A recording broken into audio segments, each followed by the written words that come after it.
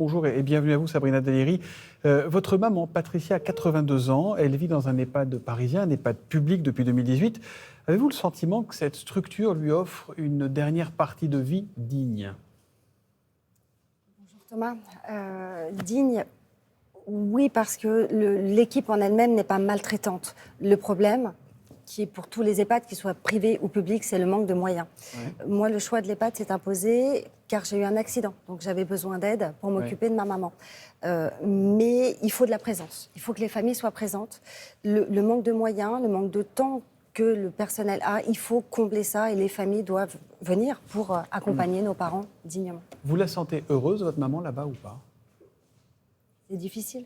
Ouais. C'est difficile, l'EHPAD. Aujourd'hui, vous avez en fait un EHPAD qui est devenu milieu de vie, normalement, milieu de soins et mi-maison de fous, parce que on y mélange tout. On y mélange des gens en perte d'autonomie physique, moi, ma maman a toute sa tête. On y mélange des gens atteints de pathologies type Alzheimer.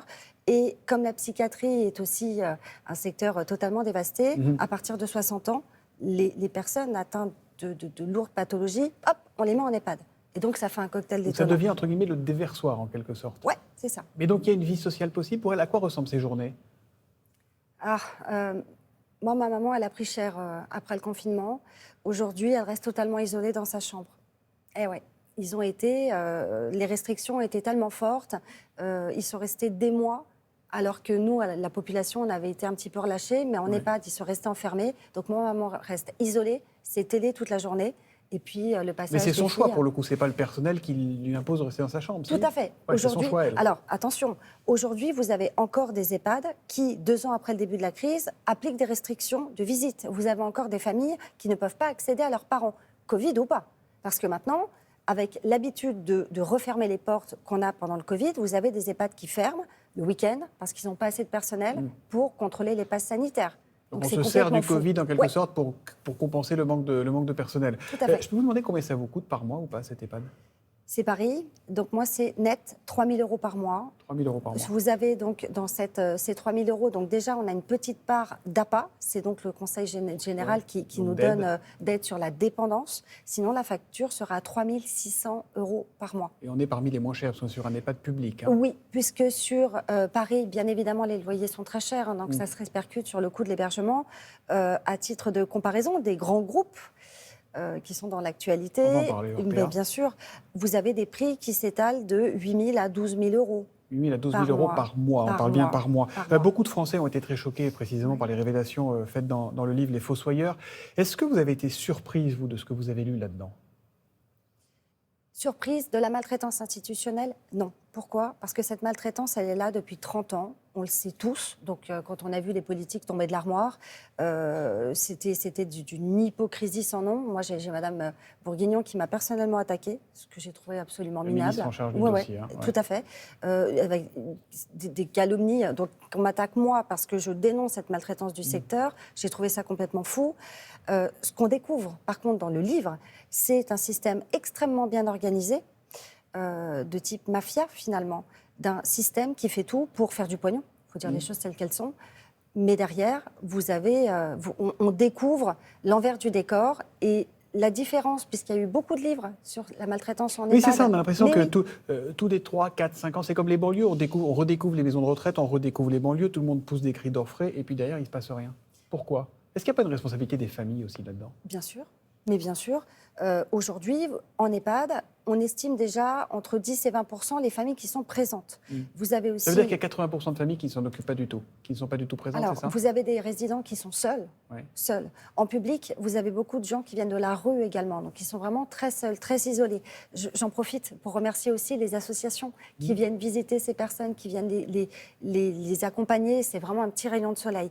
Mais vous avez aussi, oui, des familles qui ne s'occupent pas de leurs parents. Et puis il faut remercier aussi le personnel de ces EHPAD parce que c'est pas facile pour eux. Ils travaillent, il y en a beaucoup qui... Parce que là, on a l'impression que tout est à jeter, c'est quand même pas complètement le cas.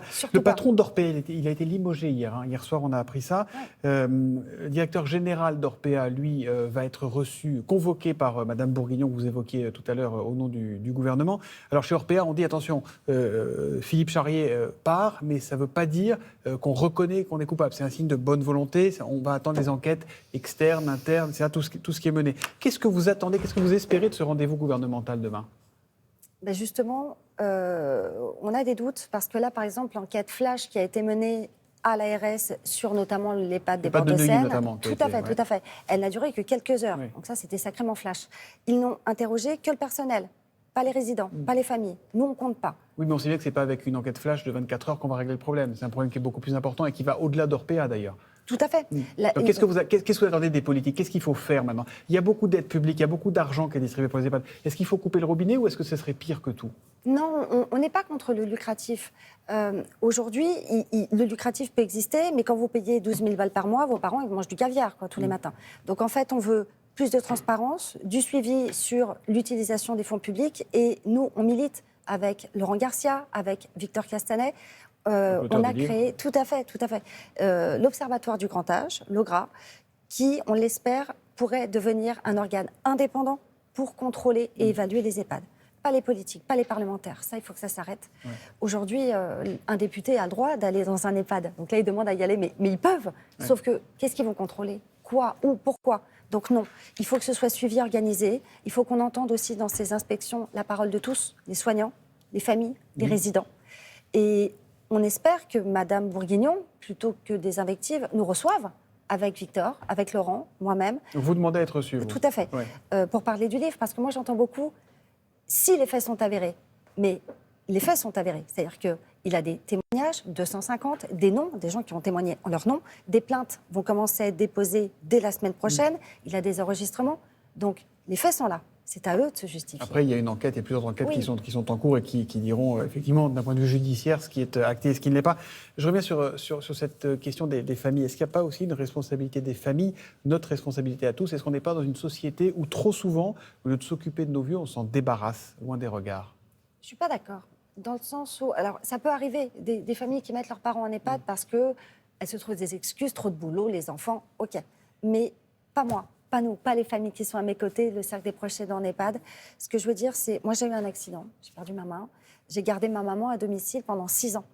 Et après mon accident, j'avais besoin d'aide. J'ai toujours été consciente que l'EHPAD ne pourrait pas tout offrir, ce confort. Donc, je suis ultra présente. Donc, il y a une responsabilité, oui, des familles. Il y a une responsabilité des politiques. Et aujourd'hui, il faut agir. Et que chacun prenne ses responsabilités. On entend votre message. Merci Sabrina Deléry d'être venue nous voir dans Télématin. Et vous saluerez Patricia, peut-être qu'elle regarde Télématin d'ailleurs. Oui, ça je peux vous l'assurer. On la salue et on l'embrasse. Et toute l'équipe de l'EHPAD. Et toute l'équipe de l'EHPAD. Et vous avez raison de le préciser. Merci beaucoup. Merci.